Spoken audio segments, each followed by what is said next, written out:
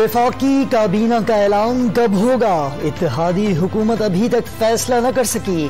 तर्जुमान नून league Maryam Aurangzeb कहती हैं काबीना का ऐलान आज ही होगा।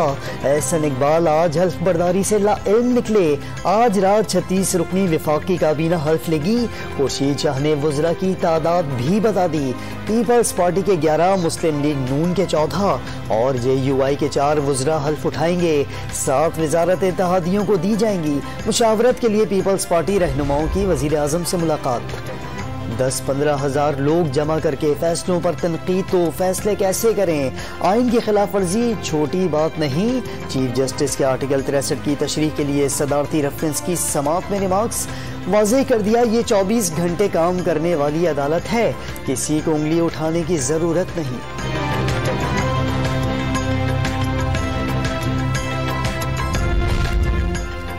किसी से डेडलॉक के खात्मे की दरख्वास्त नहीं की। आखिरी रात एंकर्स और पार्टी अरकान के सिवा किसी से मुलाकात नहीं हुई।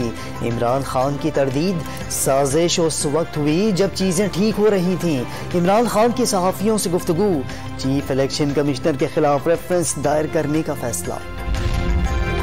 Imran Khan foreign funding case की वजह से चीफ इलेक्शन कमिश्नर के खिलाफ रेफरेंस ला रहे हैं। तर्जुमान नून लीग मरियम औरंगजेब का दावा वाज़ेह कर दिया। तहरीक इंसाफ और इमरान खान को कानून के मुताबिक सजा मिलेगी। नौमुंतखब वज़ीर आज़म आज़ाद कश्मीर सरदार तनवीर इलियास ने मनसब का हल्फ उठा लिया। तनवीर इलियास आज़ाद कश्मीर के 14वें वज़ीर आज़म मुंतखब हुए। सदर आज़ाद कश्मीर बैरिस्टर सुल्तान महमूद ने नौमुंतखब वज़ीर आज़म से हल्फ लिया। और साबिक वज़ीर आज़म शाहिद खाकान अब्बासी ने पेट्रोलियम मसनूआत की कीमतें बढ़ाने का इंदिया दे दिया।